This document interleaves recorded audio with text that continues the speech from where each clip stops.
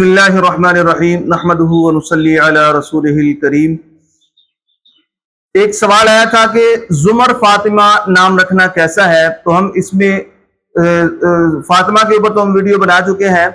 اب زمر نام کا مطلب ہم اس ویڈیو میں بتائیں گے کہ زمر کا کون کون سے اس کے الفاظ ہیں اور اس کا معنی کیا ہے اور اس کا حکم کیا ہے کہ رکھنا چاہیے کہ رکھنا نہیں چاہیے اور بہتر کیا ہے۔ یہ چاروں چیزیں ہم اس میں بتائیں گے۔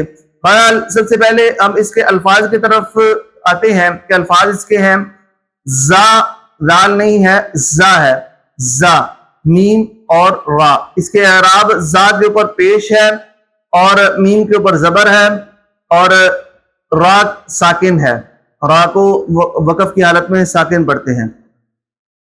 تو یہ ایک سورت کا نام بھی ہے، 23ویں پارے سے شروع ہوتی ہے اور 23ویں پارے کے ثلاثہ کے بعد 3 پاؤں کے بعد شروع ہوتی ہے اور 24ویں کے پہلے پاؤں پر ختم ہو جاتی ہے، پہلے ربوع پر۔ تو بہرحال زمر یہ سورت کا نام بھی ہے اور اس کا یہ جمع کا لفظ ہے، جمع، یہ لفظ جمع ہے، اس کا واحد جو بنتا ہے وہ زمرہ ہوتا ہے، زمرہ، ٹھیک ہے۔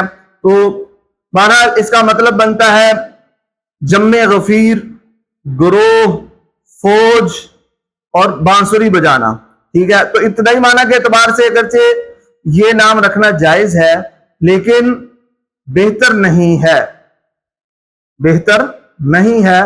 بہتر یہ ہے کہ صحابیات کے ناموں میں سے کوئی نام رکھا جائے۔ صحابیات کے اگر بچے کا رکھنا ہو تو انبیاء علیہ السلام، اور اگر بچی کا رکھنا ہو تو صحابیات کے ناموں میں سے یا بزرگ ہستیوں کے ناموں میں سے دونوں صورتوں میں رکھ سکتے ہیں، کہ بچہ ہو یا بچی ہو، دونوں صورتوں میں صحابیات یا صحابہ کے ناموں میں یا بزرگ جو ہستیاں گزری ہیں ان کے ناموں میں سے کوئی نام رکھنا چاہیے۔ ہاں اگر کسی نے زمر فاطمہ رکھا تو فاطمہ نام خالی رکھ لے، یہ زیادہ بہتر ہے۔